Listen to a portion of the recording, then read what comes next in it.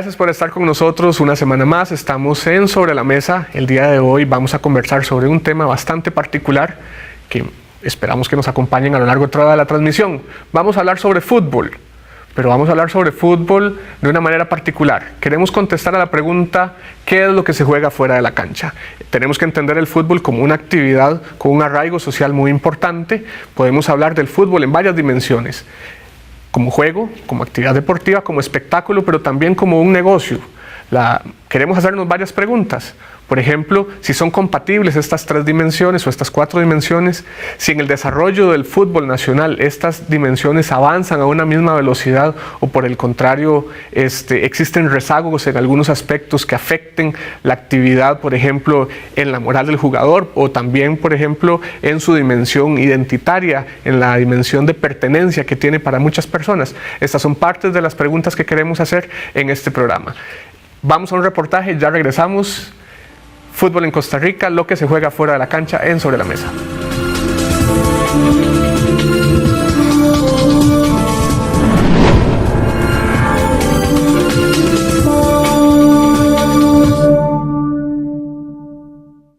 El inicio del fútbol nacional en Costa Rica tuvo origen en la década de los 20, cuando se estructuró un campeonato de equipos y un seleccionado nacional, según datos del estadígrafo Gerardo Coto Cover, de la Unión de Clubes de Fútbol de la Primera División.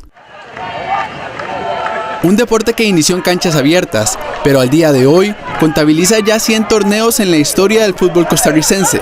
Es por mucho el deporte de mayor importancia, alcance y cobertura a nivel nacional. Este deporte, disputado por 12 equipos profesionales, movió a más de 460,000 aficionados a los estadios durante el campeonato recién finalizado, asistencia que, traducida en dinero, significa una entrada nada despreciable de 1.263 millones de colones, según la UNAFUT. Esta industria, que mucho juega fuera de la cancha, mueve enormes sumas en patrocinios, marcas reconocidas, derechos televisivos, negocios, transacciones locales e internacionales, inversionistas, representantes, apuestas, comercialización de productos y mucho más. El fútbol de Costa Rica no ha ido en la línea como se ha pasado tal vez en otros países, como en Europa, por ejemplo, de una profesionalización total del fútbol. Yo creo que en los últimos tiempos vamos en una dirección correcta, pero todavía nos falta camino a todos, ¿verdad? Esa es una realidad. El fútbol de Costa Rica no está en los niveles de profesionalización que uno quisiera, y para eso se requiere poder traer más ingresos, para eso se requiere tener mejor infraestructura, tener mejor organización a nivel de fútbol y a nivel de cada equipo individualmente. El fútbol, como actividad empresarial, se vio inmersa en la polémica por la detención de 2 directivos de equipos de fútbol en Primera División. Maynor Vargas, expresidente del Brujas Fútbol Club, declarado culpable por fraude con una compañía de seguros, y Carlos Pascal, presidente de Limón FC, investigado por sospecha de lavado de dinero, pero recientemente absuelto de toda pena. Porque no solo es un deporte, porque sus ingresos no solo dependen de la tradicional venta de entradas a los estadios, sino de una fuente de recursos diversificada, porque existe una alta concentración económica en el medio, manejada por pocos actores, porque la televisión, radio, prensa escrita y vastos medios de comunicación en internet se unen para dar una extenuante cobertura a este deporte, porque 8 equipos le adeudan un total de 210 millones de colones a la Caja Costarricense de Seguro Social, y por todo lo que se juega fuera de la cancha, es que hoy ponemos este tema sobre la mesa.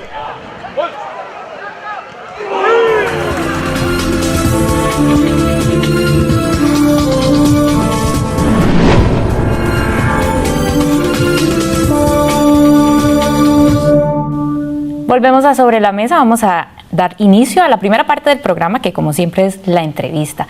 Hoy conversando sobre fútbol en Costa Rica, lo que se juega fuera de la cancha. Y qué mejor invitado podemos tener en el programa de hoy que don Eric Lonis, reconocido exfutbolista y ahora también muy metido en esto todo, la comunicación y el periodismo. Así que bienvenido, Eric, a Sobre la Mesa. No, hola y muchas gracias por la invitación, Natalia, y un gusto estar en este programa. Bien, Como comentamos, el tema es lo que se juega fuera de la cancha, ¿verdad? Sin duda hay muchos temas que podríamos conversar en este programa, pero yo quisiera que usted me empezara contando qué papel juega el fútbol en la sociedad costarricense. Bueno, a mí me parece que hay un dicho que dice que los países, las selecciones de los países juegan a como viven.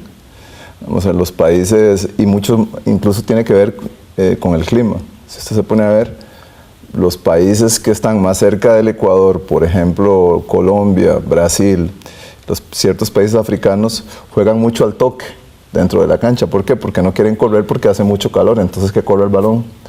Los países que juegan, que son más del norte, del hemisferio norte, Alemania, Noruega, Inglaterra, tienen que correr más, porque al jugar en climas más fríos, entonces tienen que mantenerse calientes, entonces eso influye sobre el juego.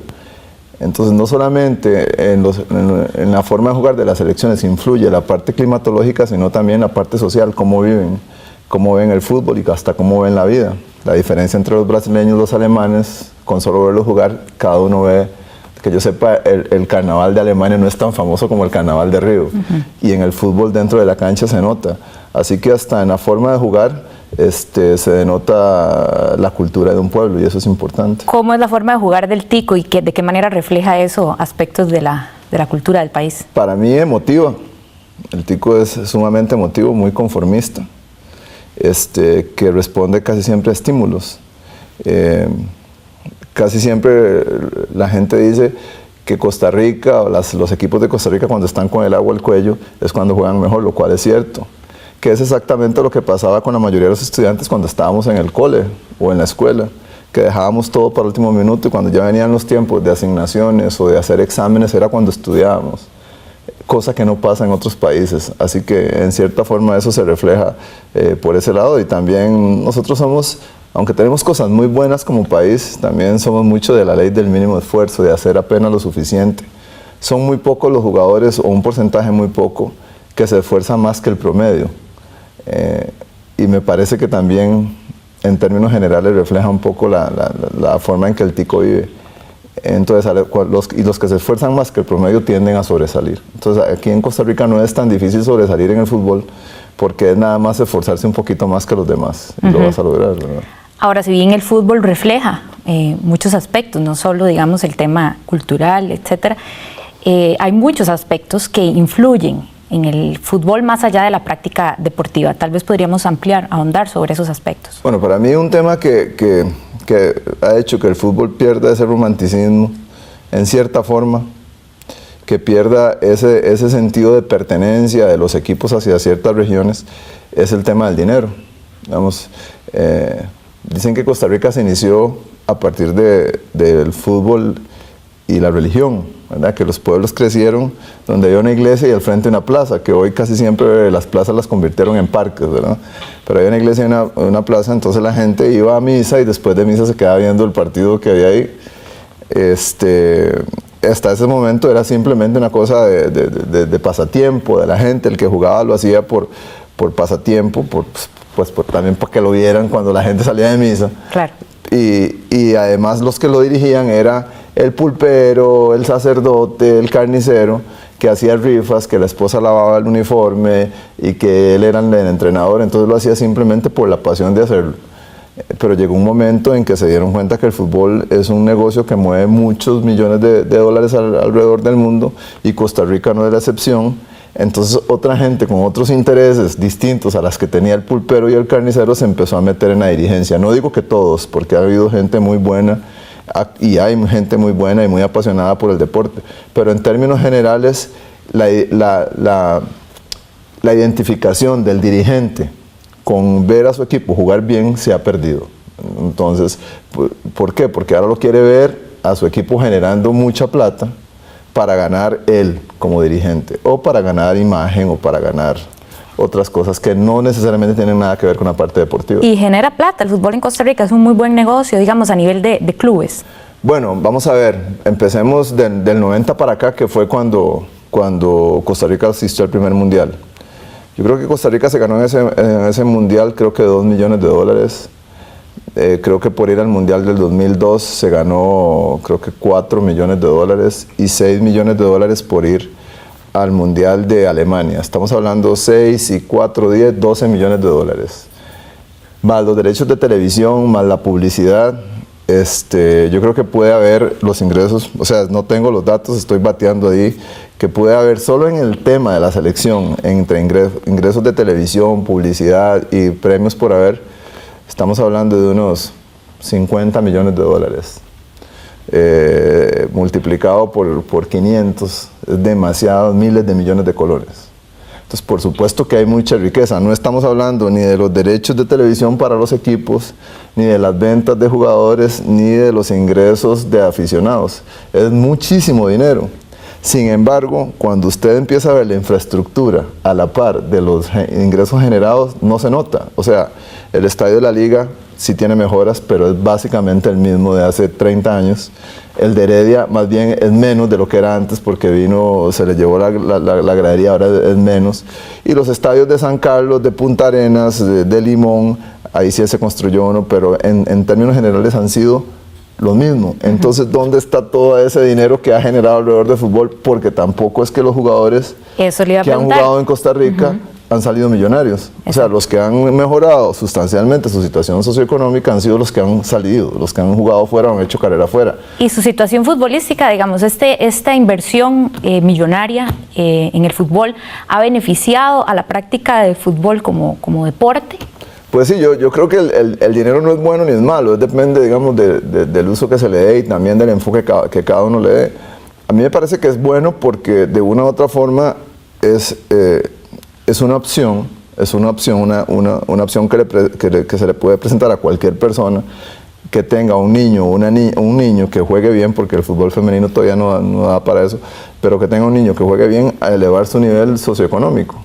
Y no solamente a eso, sino también a elevar su nivel académico, porque ahora alrededor de los equipos y de los jugadores hay un sinnúmero de universidades que también ofrecen la posibilidad de que el jugador estudie, ¿verdad? Entonces, no solamente eso, a mí me parece que desde ese punto de vista está bien, digamos, entre más distribución de la riqueza haya, pues mejor.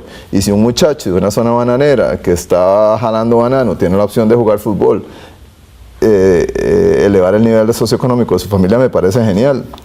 El problema con esta parte es cuando el dirigente pone por encima de los intereses deportivos la parte económica. Ahí es donde el dinero no juega el papel positivo que debería jugar. Preparando el programa conversábamos con usted sobre 3 modelos de gestión del fútbol, por decirlo de alguna manera, que tenían que ver con la capacidad de administración de las empresas futbolísticas y del apasionamiento de las personas, de esas personas. ¿Cuáles son esos 3 modelos?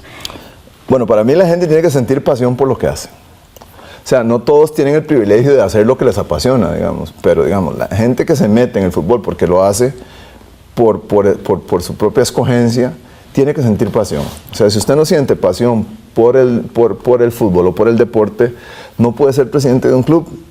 ¿Por qué? Porque usted tiene que sentir identificación con el club, identificación con que los jugadores jueguen bien, ver a su equipo jugando campeonatos y ver a su afición disfrutando. Muchos de esos elementos se han perdido. Antes eso existía. De hecho, han habido presidentes de equipos que han sido, que se han convertido en íconos de esos equipos.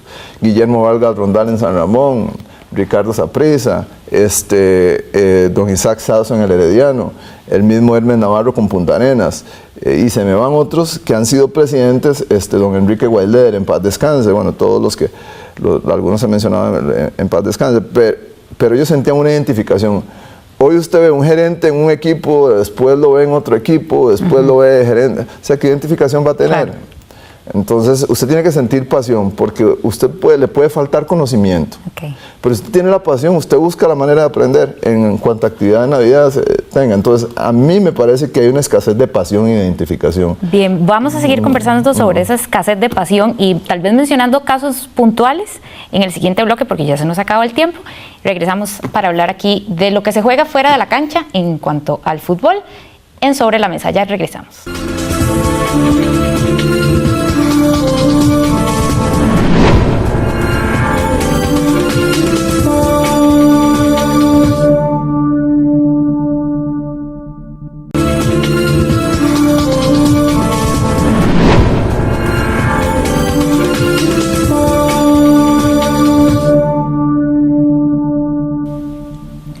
regresamos a Sobre la Mesa y si usted nos acaba de sintonizar, le cuento que estamos hablando de un tema del que tal vez usted no se hubiera esperado que conversáramos en este programa, y es el del fútbol en Costa Rica, pero no hablando sobre lo que pasa dentro de la cancha, sino más bien lo que pasa afuera, todo lo que se mueve alrededor del fútbol en nuestro país. Estamos conversando con don Eric Lonis, quien muy amablemente atendió nuestra invitación.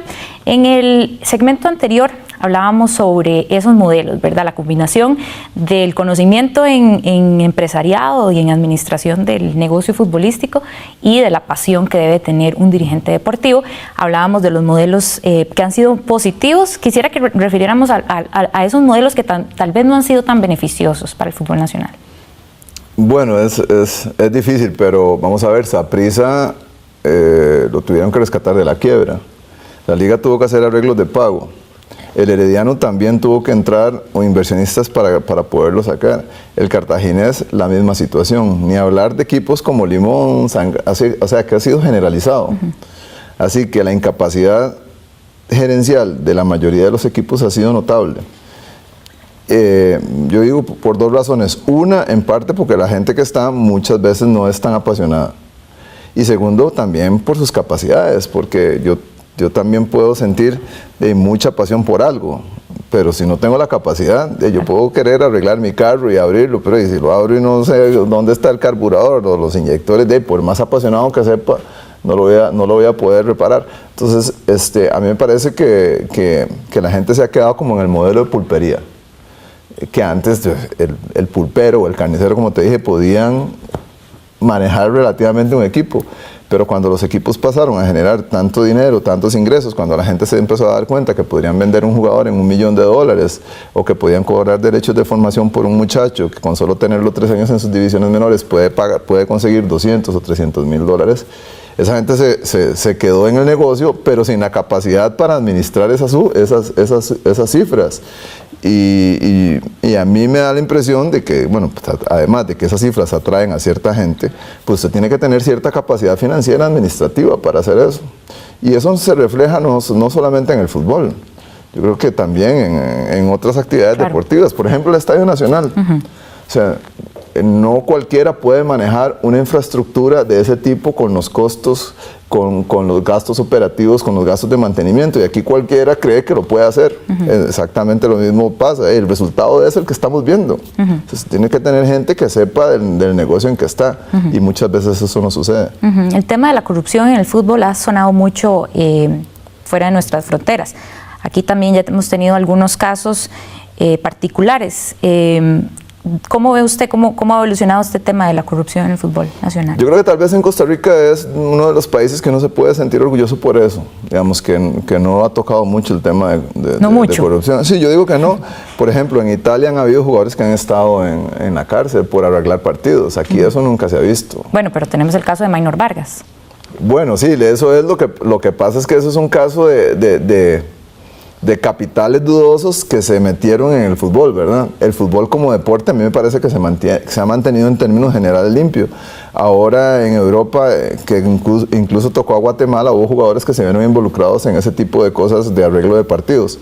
Que haya capitales dudosos, el fútbol es tan poco supervisado desde el punto de vista financiero, que atrae a muchos capitales que podrían ser dudosos. Ya vimos el caso de don Maynor Vargas, porque no es fácil de controlar. Igual pasa con los casinos y otras actividades, pero a mí me da la impresión de que en términos generales, pues sí, hay casos ahí de manejo de que quitan una tarjeta amarilla o quitan esas cosas, pero yo no lo podría comparar eso con la corrupción que se ha presentado en otros países. Hay otros intereses económicos, conversábamos antes, que están afectando de una u otra forma o permeando la manera en que el fútbol se desarrolla, el fútbol como actividad económica en el país. ¿Cuáles son esos otros temas circundantes? Que estén afectando, a mí me parece que los intereses de los clubes por querer vender jugadores. Entonces empiezan a presionar al seleccionador nacional para que te llame y te llame que lo ponga en tal y tal partido para que alguien lo vea, para poder venderlo y yo ganarme el mercado. Eso a mí me parece que son actividades que no deberían ser. ¿Por qué? Porque en la selección deben estar los mejores. y debe estar para que el país esté contento, para que representar al país, no para que sea un vehículo para vender jugadores. Después hay gente que se ha metido en divisiones menores, que yo creo que es un tema del que hay que tener muchísimo cuidado hasta de hablarlo. Yo creo que la gente que está entrenando divisiones menores tiene que ser gente súper comprobada de su calidad, porque usted le está poniendo niños. Incluso cada día hay más escuelas de fútbol, ¿verdad? Cada día hay más escuelas de fútbol y yo creo que no importa si el que la maneja pues tiene esa pasión por el juego y algo les puede enseñar. No necesariamente tienen que ser súper profesionales, pero sí tienen que estar medianamente preparados, pero también desde su punto, ¿cómo lo digo para que no me demanden? Usted le está poniendo a sus hijos y a sus hijas a alguien que muchas veces hay ciertas personas que buscan actividades para estar cerca de los niños por razones que no tienen que ver nada con el deporte. Entonces yo creo que así, con eso no me demandan, señor productor, con eso no me demandan. Entonces cuando la gente va a llevar a su hijo a entrenar a un equipo, tiene que saber muy bien quién es su entrenador. Tiene que conocerle su vida y milagros. Suena raro, pero creo que es un tema que hay que llamar la atención. Y digo, son casos pequeños, o sea, son pocos, pero esos pocos pueden hacer muchísimo daño. Entonces, por ese lado, a mí me parece que tenemos que tener ese cuidado. Conversaba con un colega periodista deportivo sobre el cómo haber cambiado el campeonato nacional a 2 temporadas ha afectado el rendimiento de los jugadores y ha ido en detrimento de la selección nacional. ¿Qué le parece esa apreciación? No sé, no estoy tan seguro. Yo nunca he estado, yo nunca he estado muy de acuerdo en que sean dos torneos. Yo creo que debería ser un torneo largo, porque primero devalúa los campeonatos que han ganado los equipos anteriormente cuando eran torneos largos. No es lo mismo los campeonatos que ganó la liga cuando eran de un año, que costaba más, a los que se ganan ahora. Claro. Igual con Saprissa y los otros clubes. Yo creo que se hizo por una cuestión estrictamente comercial. Tener más partidos definitorios en un periodo de tiempo, y también se hizo para que los equipos pequeños tuvieran la opción de ganar campeonatos, porque como son más cortos, entonces un equipo se enracha y gana 6, 7, 8 partidos y por ahí está en la final. Y yo creo que eso les ha dado resultados. Se han metido en la final equipos que no son tradicionales, como Pérez Celedón, como Liberia, como Brujas de Escazú, y lo hicieron con esa intención. Aunque al fin y al cabo, a la larga, a mí no me parece que sea un beneficio pues tangible para el fútbol. No veo que salir campeón, Brujas salió campeón y no existe, Liberia salió campeón y ya no está. Entonces no necesariamente eso es una fortaleza. ¿Qué retos desde el punto de vista comercial ve usted que tiene el fútbol costarricense? Yo creo que la mejor administración de los recursos, solo que eso es muy difícil porque uno lo ve desde el punto de vista que sea lo mejor para todos, ¿verdad? Hay gente que lo ve desde el punto de vista que sea mejor para mí, ¿verdad? Que estoy metido. Entonces eso es un poco complicado, pero para mí digamos, por ejemplo, los equipos de fútbol deben decidirse si lo que tienen son estadios para jugar fútbol o lo que tienen son estadios para conciertos. Vamos, las canchas sintéticas que se hizo por una cosa estrictamente comercial, eso tiene que desaparecer, o si no los jugadores se van a seguir lesionando y van a tener 3, 4 cirugías de rodilla a los 25 años, que es lo que estamos viendo. Entonces ese tipo de cosas deben analizarse bien. Ahora yo digo, ¿por qué mejor la UNAFUT no coge y construye un estadio y lo hace, un estadio específico para conciertos, y que lo alquilen y que repartan el dinero entre todos, en vez de estar metiendo canchas sintéticas por todo lado y dañando la salud de los jugadores? Además, el fútbol que se juega en cancha sintética no es el mismo que se juega en cancha natural. Y puede ser que ya yo sea de una generación un poco vieja, pero tengo esa impresión. Bien, para cerrar, ¿en qué medida la situación que vive el fútbol nacional actualmente refleja la situación del país? Yo no podría decirte un porcentaje, pero para mí en mucho. Ajá. En mucho, porque te voy a poner un ejemplo. Antes la gente no salía tanto a jugar fuera de Costa Rica, eran muy pocos. En los 90, yo que recuerde, era después del Mundial Callazo, Gabelo y Medford. Antes sí, en los 40 creo que por ahí hubo una gran generación que fue a Colombia y que fue a México, pero después no tanto. Entonces lo que se queda aquí es de inferior calidad. Por eso ahora tanto Saprissa, la Liga, excepto Heredia en este momento que están por encima, pero todos los equipos son muy parejos. Yo creo que se pasa a nivel nacional. Antes los ministros, los diputados, era gente, a mí me parece que más capaz. Pero antes me da la impresión, no tengo los números, o sea, es una impresión que tengo. Antes no habían tantos profesionales tan de buena calidad trabajando fuera de Costa Rica. Entonces, los profesionales buenos tenían la opción de tener mayor influencia en la vida política del país. Claro. Entonces ahora se van muchos de los buenos, se van los la que fuga son de cerebros, la fuga de cerebros y talentos, se van los que están aquí, no se quieren meter porque no se quieren mezclar con la mediocridad, entonces le queda dentro de la parte política o de la parte administrativa gubernamental, queda mucho mediocre. Es exactamente lo mismo que pasa en el fútbol, con todo el respeto para los jugadores. Hay jugadores que en otro momento, o estando todos los que están fuera jugando aquí, no jugarían jamás en primera división. Yo pienso que pasa lo mismo. Hay gente aquí que con la gran cantidad de gente capaz que está fuera del país, no estarían jamás en puestos en que están ahora. Bien, el fútbol es sin duda un tema que da para conversar desde el punto de vista del espectáculo, del negocio, de la disciplina propiamente deportiva, también de los significados sociales que hay en torno al fútbol y todos los imaginarios colectivos que construimos en torno al fútbol. Y podríamos seguir conversando con ellos. Quisimos hacer como una pincelada sobre los principales temas que se juegan fuera de la cancha, quizás con un énfasis en lo económico principalmente. Y bueno, lamentablemente se nos acaba el tiempo. Y vamos entonces a pasar a la siguiente parte del análisis, no sin antes agradecerle a don Eric Lonis por haber estado con nosotros en el programa de hoy. Esperamos poder conversar más específicos sobre muchos de estos temas en programas futuros de Sobre la Mesa. Gracias, don Eric. Mucho gusto. Gracias, y volvemos en un ratito con el análisis.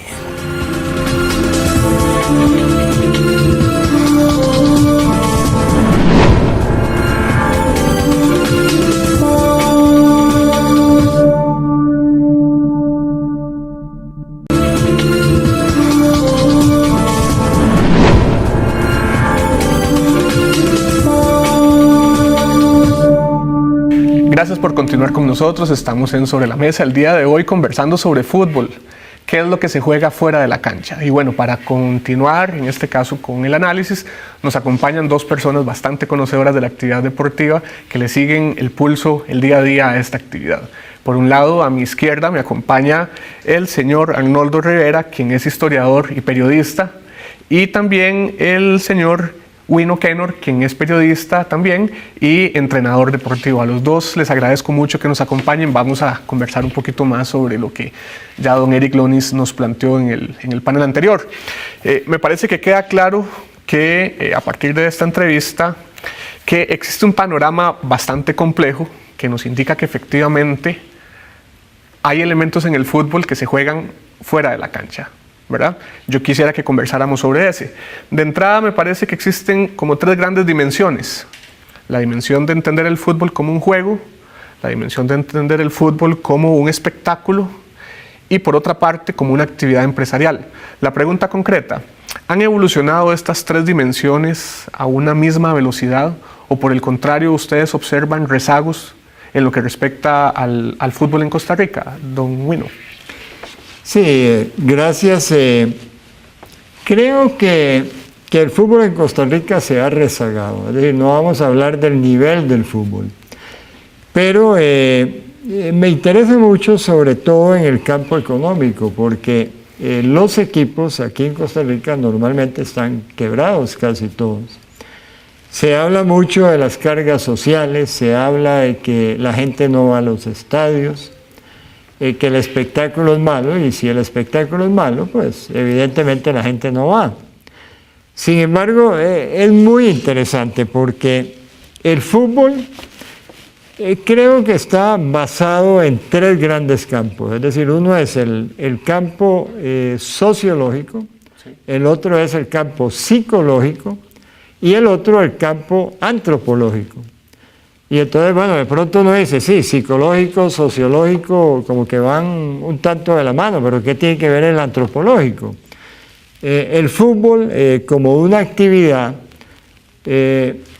cuando se forman los equipos, sobre todo equipos, qué sé yo, traigámoslo aquí a nuestro país, Limón, Punta Arenas, San Carlos, etc.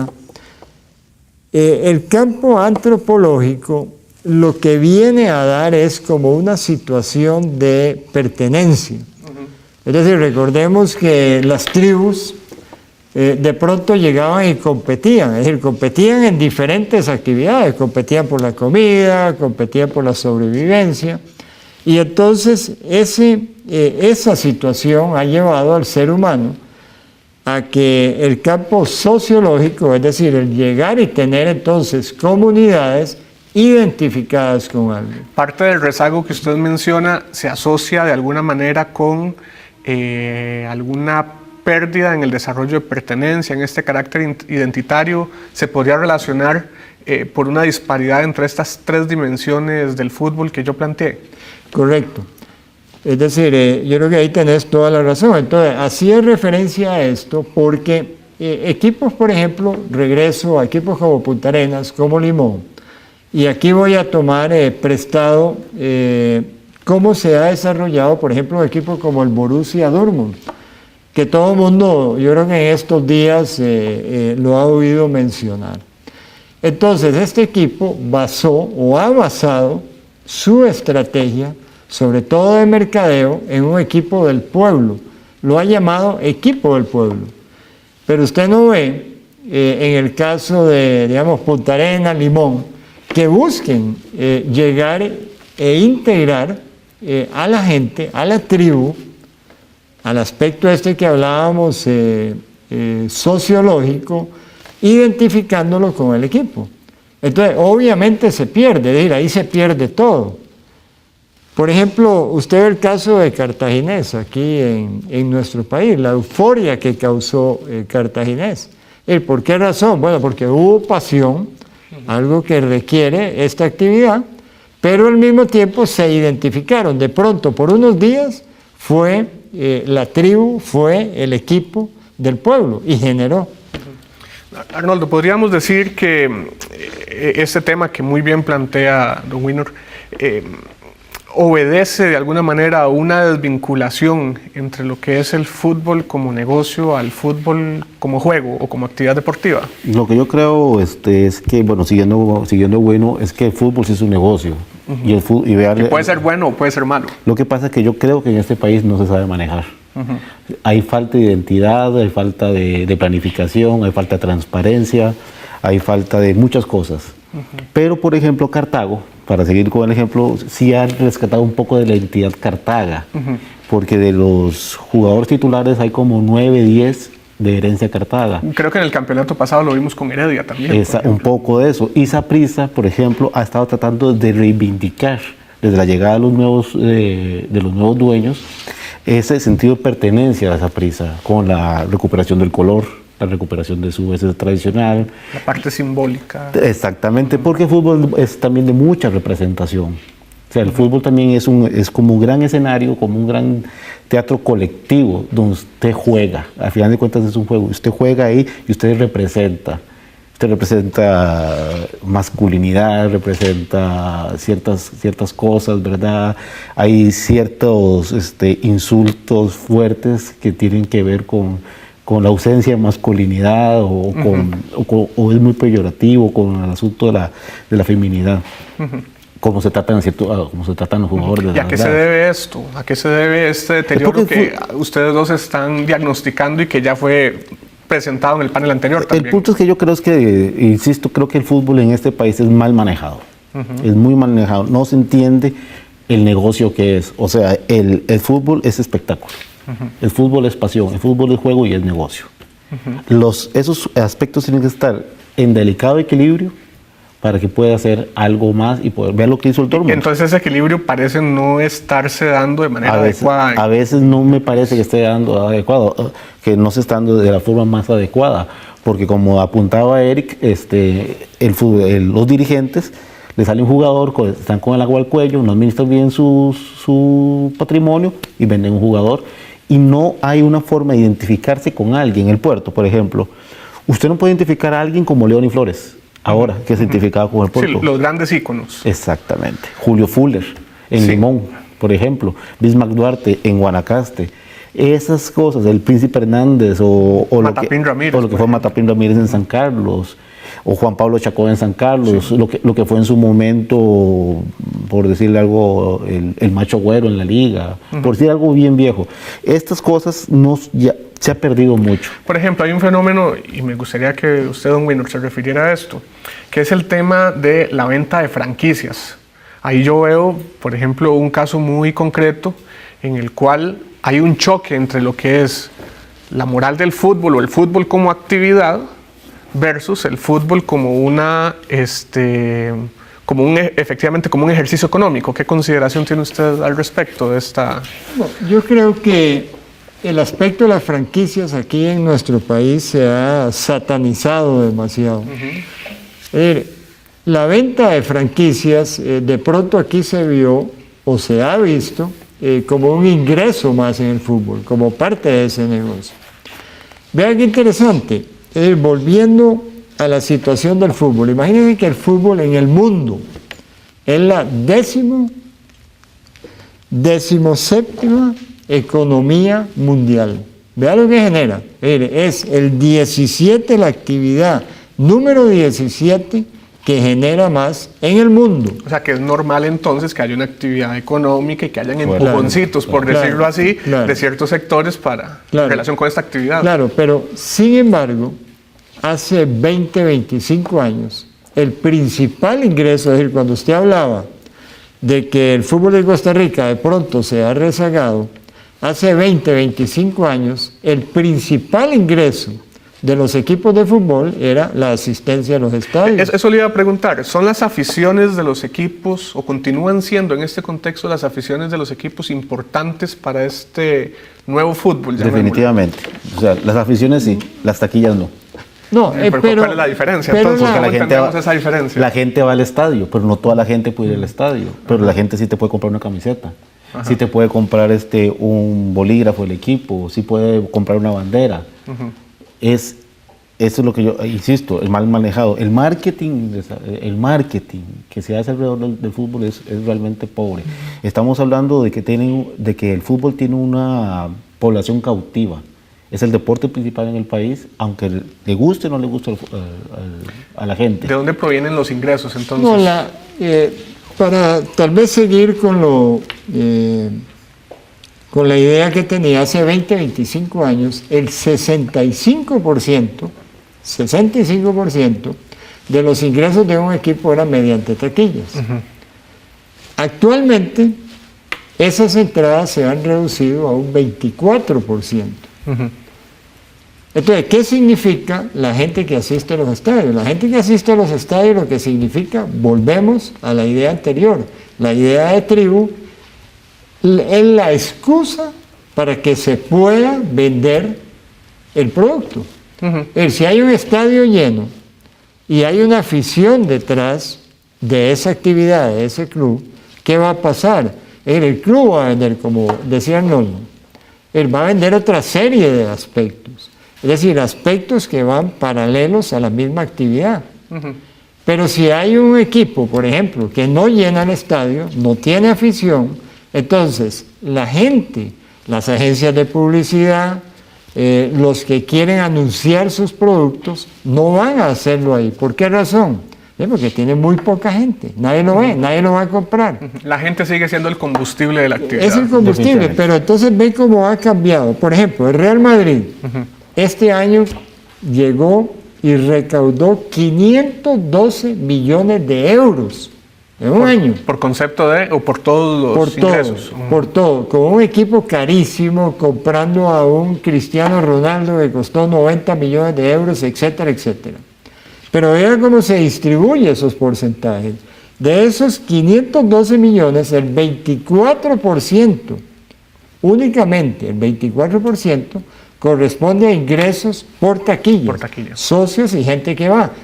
Hablamos del 65% que antes generaba lo que eran taquillas.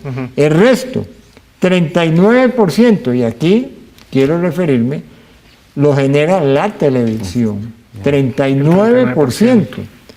Y el 37% restante va a ser entonces publicidad patrocinio, todo lo que es el marketing.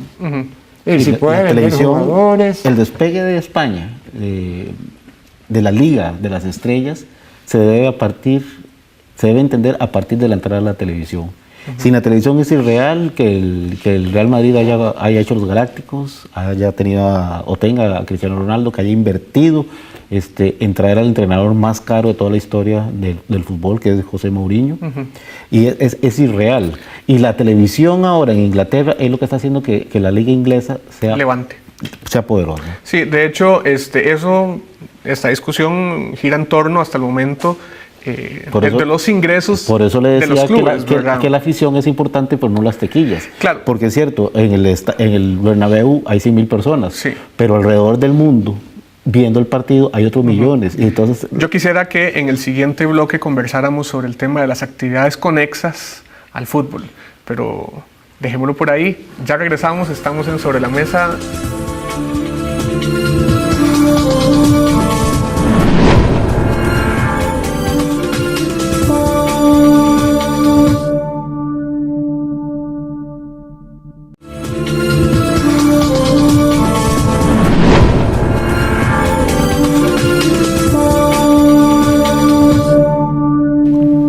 Estamos en Sobre la Mesa conversando sobre fútbol en Costa Rica, lo que se juega sobre la cancha, y para ello, les repito, estamos con don Wino Kenor y don Arnoldo Rivera.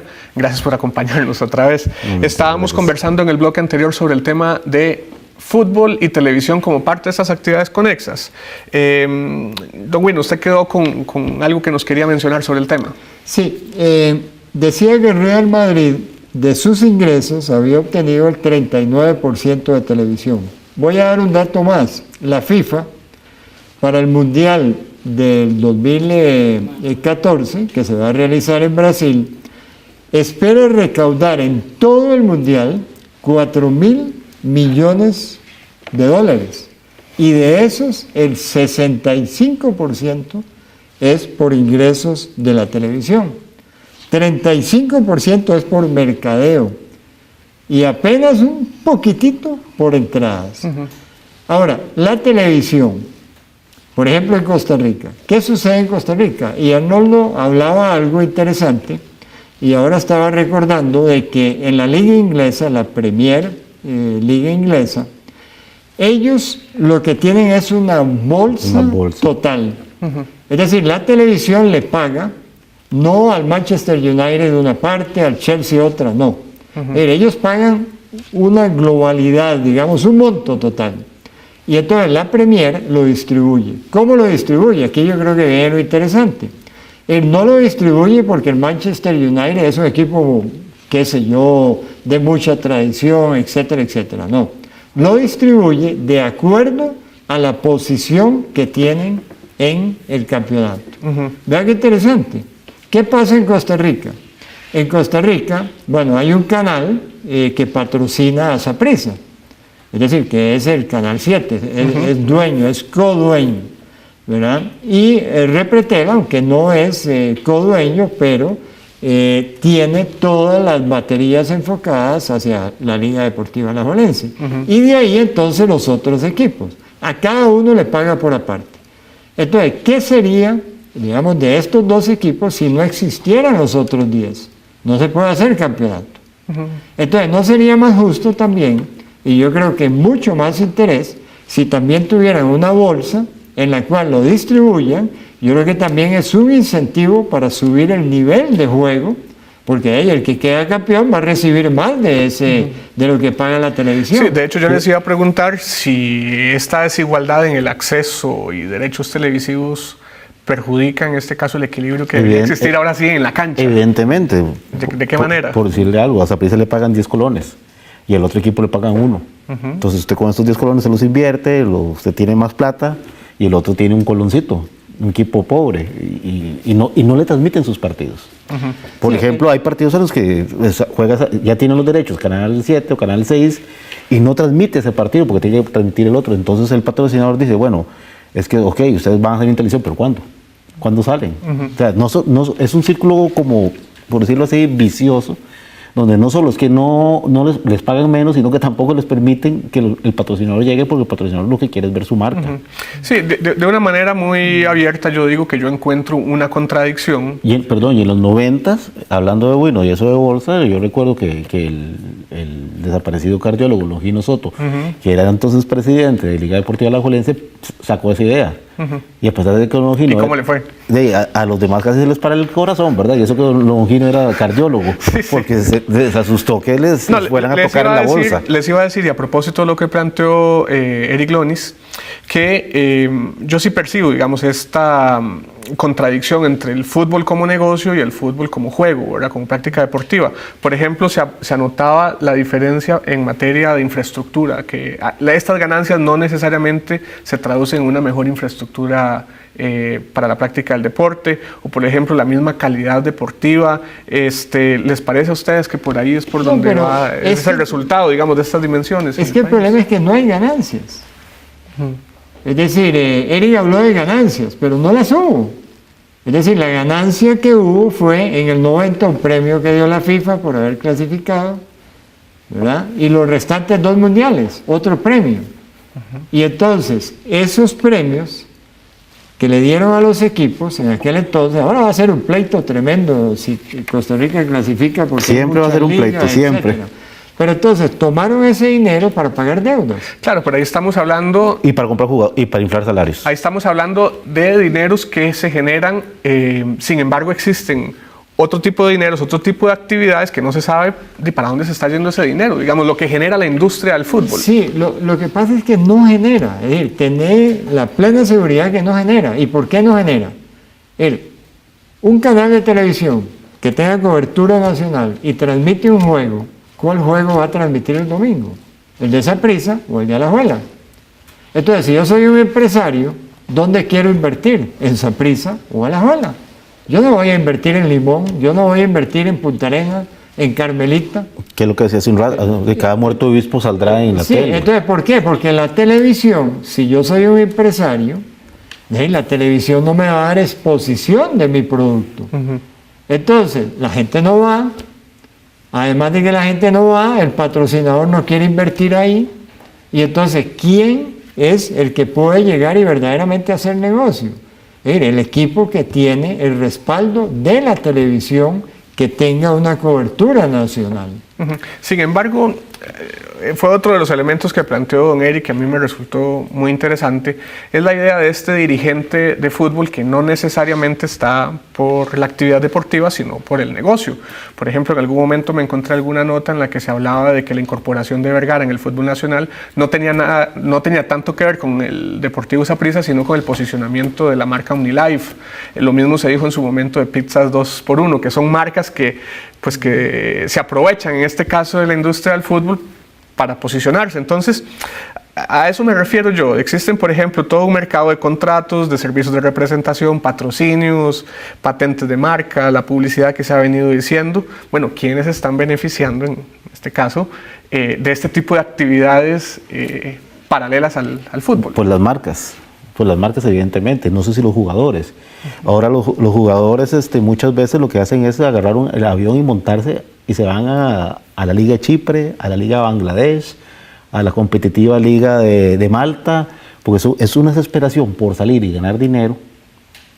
Y vea lo que le está pasando a un jugador que hasta ganas de suicidarse tenía, porque es cierto, fue a ganar mucho dinero, pero está sin su familia, no habla noruego, no habla inglés, y pasa todo el día encerrado y está en una terrible depresión y él se quiere regresar.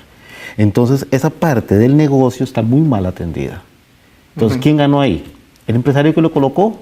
¿Quién ganó ahí? El empresario que tuvo su comisión y lo puso ahí. Entonces sí hay una afectación evidentemente, de o sea, esta dimensión del fútbol en relación con lo que es el juego. Hace un rato de un delicado equilibrio, de un delicado equilibrio entre varios aspectos. Y cuando eso se rompe, es evidente que por algún lado alguien tiene que cojear. Sí, pero es que es una empresa, ¿no? Yo veo el fútbol como una empresa. El hecho de que el jugador se vaya a jugar a Malta, Chipre, a Noruega, donde fuera, si yo voy a ir a Noruega, yo tengo que llegar y saber de que es un país que tiene 6 meses de nieve, que es un país donde la gente de por sí se deprime, entonces yo puedo llegar y escoger, es decir, a nadie, y eso la FIFA lo tiene muy bien estipulado, de que a nadie lo pueden llevar amarrado y decir, bueno, como esclavos antes, eso estamos ¿verdad? súper de acuerdo. Lo que sí le digo es que muchas veces el empresario, en su afán de colocar en cualquier lado y ganarse la comisión, Claro, lo coloca en cualquier claro. lado. Estamos hablando de gente muy humilde, que tal vez aquí no le pagan o gana muy poco, y cuando, por ejemplo, se lo llevan a Noruega, le ofrecen $15,000 mensuales, por favor. O sea, Sí, pero es que y se eso- van sin reflexionar. Sí, pero Arnoldo, es que eso se da en todo el mundo. Por ejemplo, mira, como un dato interesante, España exportó 432 jugadores este año que terminó. Y Brasil, 1.100 jugadores. ¿Cuántos exporta Costa Rica? Costa Rica tiene 40 afuera. Y de esos 41, que está deprimido, etcétera, etcétera, yo me pongo a pensar, es una industria lícita, ¿verdad? Porque es lícita. Entonces, si Brasil exporta 1.100 jugadores, yo me imagino que ellos están distribuidos en todo el mundo, incluso aquí en Costa Rica. Exactamente. Creo que es parte de la discusión que es podemos parte. tener sobre buen negocio o mal Claro. negocio. Es parte del negocio. Yo lo que quería que le diéramos ahora un viraje a la discusión, planteando a propósito de lo que usted acaba de mencionar, el tema de la industria lícita. El fútbol es una industria muy rentable y ya quedó muy claro en esta mesa, y sabemos que las actividades rentables muchas veces son atractivas para capitales muchas veces dudosos también. ¿Existen en el país, en Costa Rica, las regulaciones necesarias para evitar que el fútbol se vea empañado por dineros de origen indebido, de origen desconocido? Mira, voy a remitirme a una, creo que fue incluso en La Nación, una entrevista que le hicieron al seleccionador nacional. Y él llegaba y decía de que había beneficiado el narcotráfico del fútbol en Colombia. Pero eso lo dijo él ahí, ¿verdad? Claro, donde uno escucha eso, uno dice, ¿cómo es posible, verdad? No porque sea el seleccionador, pero de pronto los narcotráficos invirtieron ahí. Hay países donde los narcotráficos lavan ahí dinero. ¿Debe ser en Costa Rica que se debe hacer eso? Por supuesto que no.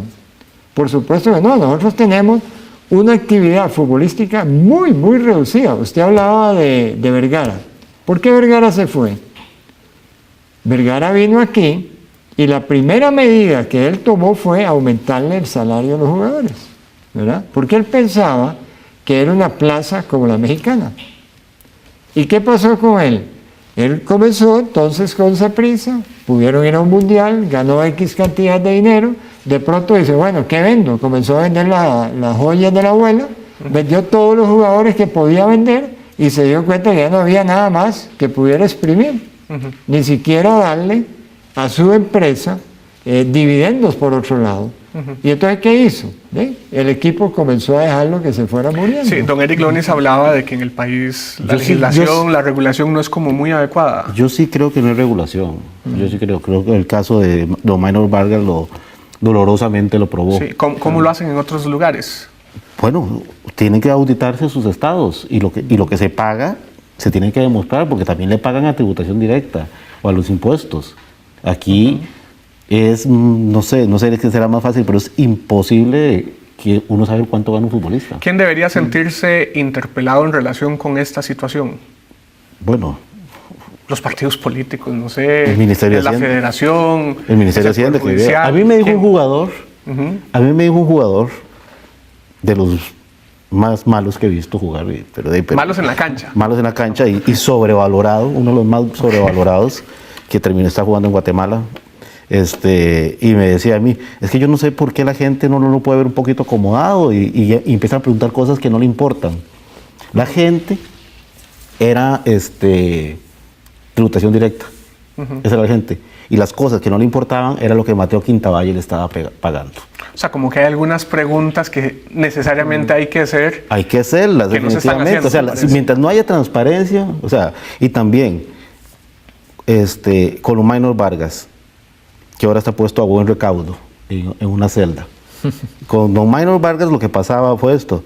la gente o era absolutamente corrupta o absolutamente inepta, porque nunca preguntaron de dónde venía la Nos plata. acercamos ya al final del programa y yo quería plantearles una pregunta para que me la respondan de una manera muy breve, y es, ¿se puede establecer un parangón entre el mundo de la política y el mundo del fútbol en Costa Rica? Don Wino. Sí, yo creo que sí. Es decir, por eso hablamos al inicio del programa que el fútbol se podía ver desde un punto de vista sociológico, desde un punto de vista psicológico y antropológico. Desde el punto de vista sociológico, yo creo y psicológico, el fútbol es importantísimo, es una válvula de escape tremenda. Es decir, un domingo y celebrando un campeonato o celebrando un buen triunfo, la gente se olvida de todo. Claro, a veces caemos en aspectos muy violentos, etc. Entonces el político se aprovecha de eso. Y yo pienso que si los políticos apoyaran más la actividad, no dando dinero incluso, porque todo el mundo quiere que el gobierno dé dinero, sino que llegaran y entonces apoyaran mucho más con programas serios lo que es la actividad del fútbol, creo de que habría una muy buena relación entre lo que es ese campo con lo que es el mismo pueblo. Sí. Yo se lo voy a decir de esta manera, y siguiendo un poco a Eric Lonis. Así como hay futbolistas que no deberían haber estado jugando en esta época por la escasez de talentos, es igual que los políticos. Hay políticos que jamás deberían estar gobernando. O sea que podríamos hablar de la pasión por la política, por lo público, pero también capacidades gerenciales. Es una discusión. Al final de cuentas, el fútbol no se hace en el vacío, el fútbol se hace en un determinado contexto, en una determinada sociedad. El fútbol no está ahí guindando. Cuando yo digo, es que ¿por qué el futbolista hace esto o aquello? Bueno, la gente paga sus impuestos. O sea, la gente hace esto. O sea, ¿por qué usted le pide a un futbolista que sea diferente a lo que el común de la gente está haciendo? Nos vamos. Muchas gracias a los dos, de veras. Gracias por estar en los estudios de la Universidad de Costa Rica. Y a ustedes en casa les agradezco mucho por acompañarnos en esta sabrosa discusión. Hoy hablamos sobre fútbol en Costa Rica, lo que se juega fuera de la cancha. Los esperamos la próxima semana en Sobre la Mesa.